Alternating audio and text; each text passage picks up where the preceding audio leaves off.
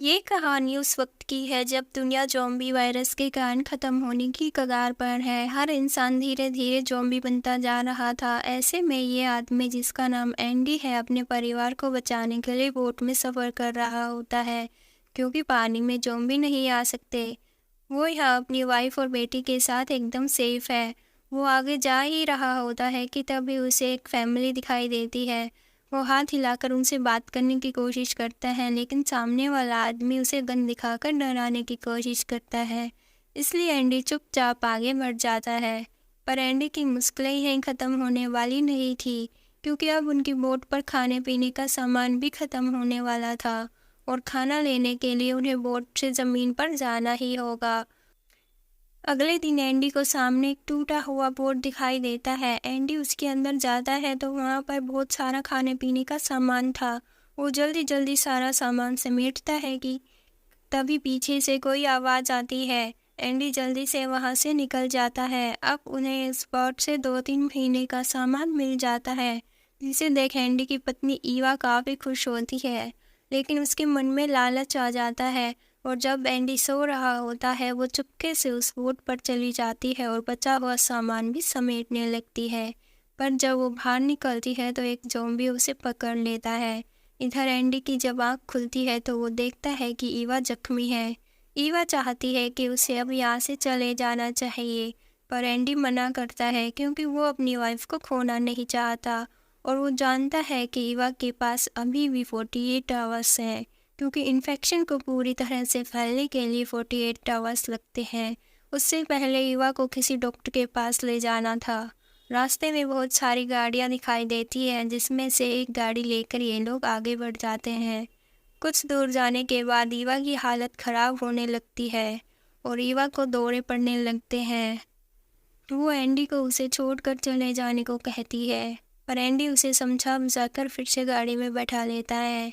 अभी ये लोग कुछ दूर ही गए थे कि इनकी गाड़ी का एक बड़ा एक्सीडेंट हो जाता है, जिनमें एक लकड़ी का टुकड़ा ईवा के शरीर के आर पार हो जाता है और एंडी भी चोट लगने के कारण बेहोश हो जाता है।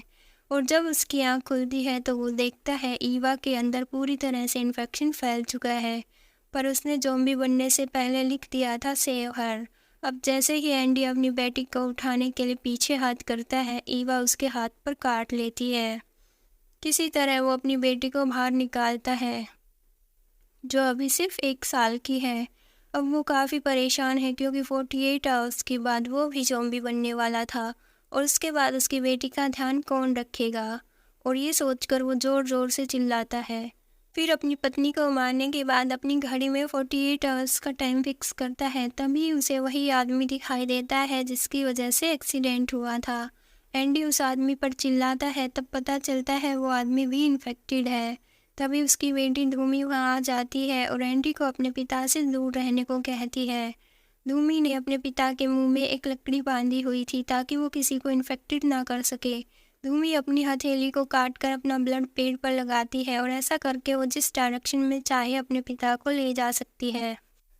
एंडी भी अपने रास्ते चलने लगता है और अब शाम हो गई है। तभी उसके पीछे एक स्ट्रीट लाइट जलती है। वो समझ जाता है यहाँ आसपास कोई तो रहता है।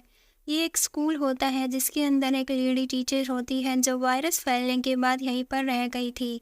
वो एंडी के घाव पर मरहम लगाती है और पूछती है उसके पास अभी कितना टाइम बचा है। एंडी के पास 44 आवर्स बचे थे, इसलिए वो एंडी को रात को वहीं रुकने के लिए कहती है। और अब एंडी अपनी बेटी को उस लेडी के पास छोड़ने की सोचता है, मगर फिर वो देखता है कि वो लेडी कुछ दिनों की ही मेहमान है। उसे कैंसर है, इसलिए अब वो अपनी बेटी को वहाँ नहीं छोड़ सकता था। स्कूल के पास में ही कुछ कबीले के लोग ज़ॉम्बी को मारकर जला रहे थे, जिनमें से एक लेडी धूमी धूमी की आवाज़ लगा रही थी। दरअसल धूमी इनकी बेटी है जो इनसे बिछड़ चुकी है। अगली सुबह एंडी जल्दी जल्दी वहाँ से निकलता है क्योंकि उसके पास ज़्यादा टाइम नहीं बचा था। जल्दी ही वो पूरी तरह से ज़ॉम्बी बनने वाला था। जाने से पहले वो लेडी एंडी को एक फ़ोटो दिखाती है और कहती है, अगर अपनी बेटी को बचाना चाहते हो तो इस कबीले के फैमिली को ढूंढे। ये लोग सबकी मदद करते हैं। एंडी फ़ोटो लेकर आगे बढ़ता है, तभी उसे एक गाड़ी दिखाई देती है। अभी वो गाड़ी को चेक ही कर रहा था तभी एक आदमी गोली चलाता है। दरअसल इस शख्स ने एंडी को ज़ॉम्बी से बचाने के लिए गोली चलाई थी। वो आदमी एक सिलेंडर के नीचे दबा हुआ था और ज़ॉम्बी पास आ रहे थे। उनके पहुंचने से पहले एंडी सिलेंडर को गाड़ी से बांधकर खींच लेता है और दोनों गाड़ी में बैठ जाते हैं। इस आदमी का नाम है कार्टर। कार्टर एंडी को अपने घर ले जा रहा होता है, जहां वो अपनी पत्नी लॉरेन के साथ रहता है। आज की रात वो यहीं रुकता है, पर जब लॉरेन एंडी की बेटी के साथ खेल रही होती है तो वो देखती है उसके कपड़ों पर झाग जैसा कुछ लगा है। वो समझ जाती है एंडी इन्फेक्टेड है, पर वो कार्टर को कुछ नहीं बताती। रात को जब एंडी अपनी बेटी को उनके पास छोड़कर सुसाइड करने जा रहा था, तब लॉरेन आती है और कहती है, ऐसा मत करना। अगर तुम्हें लगता है तुम्हारी बेटी यहाँ सुरक्षित है तो तुम गलत हो, क्योंकि कार्टर एक वैसी दरिंदा है जिसने मेरे पति को मारकर मुझे गुलाम बना लिया है।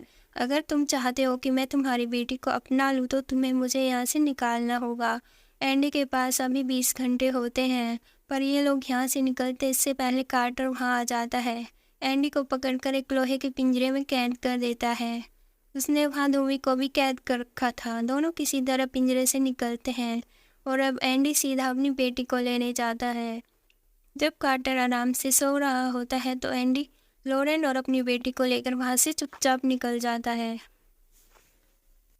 तभी कार्टर भी जाग जाता है और एंडी पर गोली चलाता है, लेकिन बीच में लॉरेन आ जाती है जिससे उसकी वहीं पर मौत हो जाती है। अब एंडी और धूमी किसी तरह कार्टर के हाथों से बचकर निकल जाते हैं। अगली सुबह एंडी उसी रास्ते पर लौटने लगता है जिस रास्ते उसने फैमिली देखी थी, क्योंकि दूसरी तरफ रिस्क था कि शायद कोई इंसान मिले या ना मिले। लेकिन उस फैमिली के पास पहुँचकर भी कोई फ़ायदा नहीं होता, क्योंकि उस आदमी को अभी ज़ॉम्बी ने काट लिया है, जिस वजह से वो अपनी पूरी फैमिली को ख़त्म करने जा रहा है।